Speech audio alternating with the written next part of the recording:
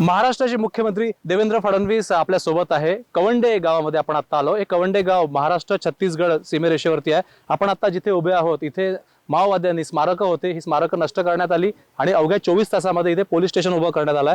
Sir, आपण जिथे आता आहोत हे स्मारक उद्ध्वस्त करणं अवघड होतं, याच्या खाली बॉम्ब राहायचे आणि आपण आता तिथे उभे आहोत।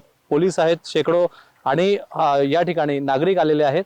हा विश्वास जो आहे, हा विश्वास तुम्ही या ठिकाणी मुख्यमंत्री आहात, 3 टर्म मुख्यमंत्री तुम्ही तुमच्या तिसऱ्या टर्म पर्यंत हा विश्वास या बॉर्डर पर्यंत आलाय। अबू जुमारच्या अवघ्या काही किलोमीटर पर्यंत आपण उभे आहोत।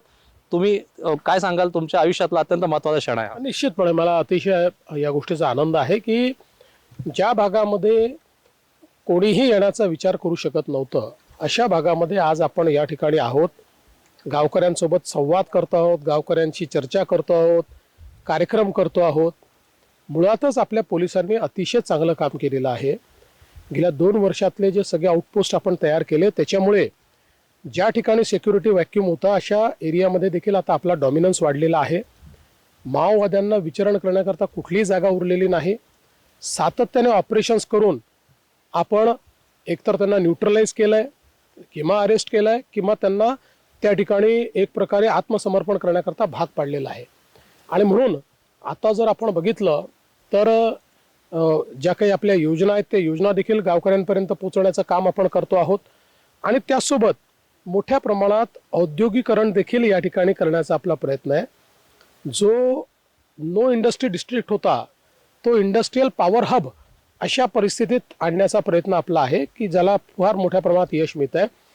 आणि हे सगळं करत असताना जी इथली लोकल कम्युनिटी आहे, जे इथले लोक आहेत, मूळ जिल्ह्यातले लोक आहेत, त्यांना याचा जास्तीत जास्त फायदा कसा मिळेल असा आपला प्रयत्न आहे।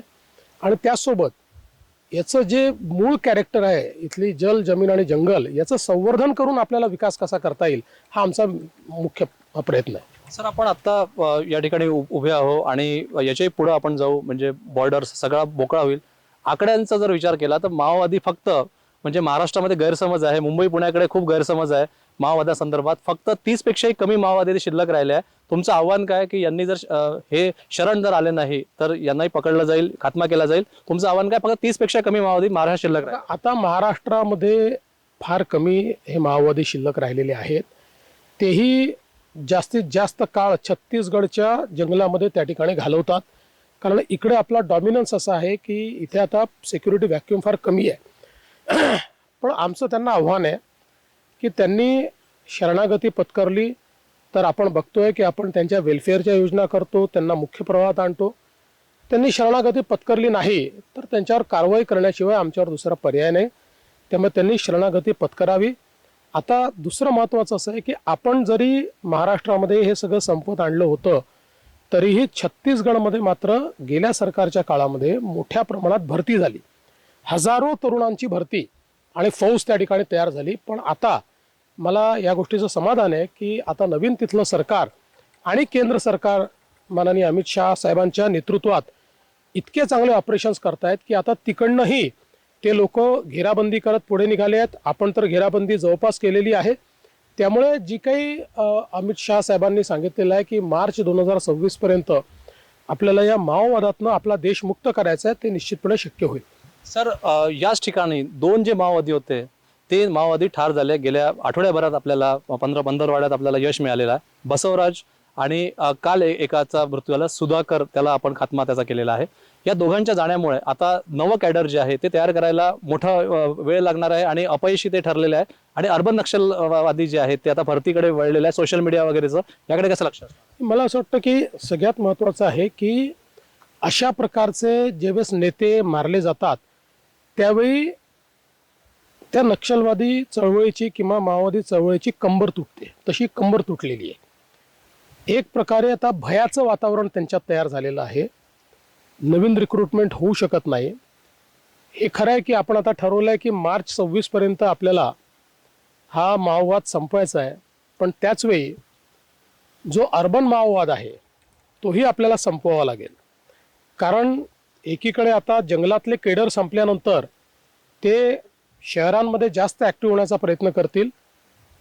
अराजकता कशी तयार करता येईल, सर्व इन्स्टिट्यूशन्सवरनं लोकांचा विश्वास कसा कमी करता येईल, ज्याचे वेगवेगळे ते त्या ठिकाणी गोष्टी करायचा प्रयत्न करतील, पण त्याच्या विरुद्ध आपण इफेक्टिव्ह स्टेप्स उचलतो. सर, एक शेवटचा प्रश्न असा आहे, उद्योग मोठ्या प्रमाणात येत आहेत, फक्त स्टील इंडस्ट्रीज नाहीत, अनेक अनेक इंडस्ट्री इथे येणार आहे आगामी काळामध्ये. म्हणजे अँसली युनिट जे आहेत त्या सुद्धा येतील. वन विंडो सिस्टीम जी असेल ती आणली जाईल का, की कोणी महाराष्ट्रातले देशातले उद्योगपती जे इथे येऊ पाहतील, IT पासून ते अँसलरी पर्यंत, स्टील पर्यंत ज्या इंडस्ट्रीज आहे त्यासाठी वन विंडो सिस्टीम काय राहणार आहे? वन विंडो सिस्टीमच आपण केलेली आहे. आणि लोकांना कसं आहे की हा जंगलाचा जास्त एरिया आहे. नॉन फॉरेस्ट लँड ही आयडेंटिफाय करणे, ती ॲक्वायर करणे, उद्योगाकरता जागा उपलब्ध करून देणे, याकरता सगळं महसुली प्रशासन आपण कामामध्ये लावलेलं आहे. आणि त्या माध्यमातून आपण जागेचं देखील पूर्तता करतो आहोत. आणि कोणीही या ठिकाणी आपल्याला आपल्या उद्योग विभागाला अर्ज केला तर त्याच्या सगळ्या परमिशन्सपासून सगळ्या गोष्टी आपल्या माध्यमातून झाल्या पाहिजेत, जेणेकरून त्याला कुठेही त्रास होऊ नये अशा प्रकारचा प्रयत्न आपला आहे. धन्यवाद. आपण पाहू शकतो कवंडे गावामध्ये आपण आता आहोत आणि या ठिकाणी काही दिवसापूर्वी पाय ठेवणं सुद्धा अवघड होतं. त्या ठिकाणी मुख्यमंत्री देवेंद्र फडणवीस हे दाखल झालेले आहेत. प्रवीण मुधोळकर, NDTV मराठी, कवंडे, गडचिरोली.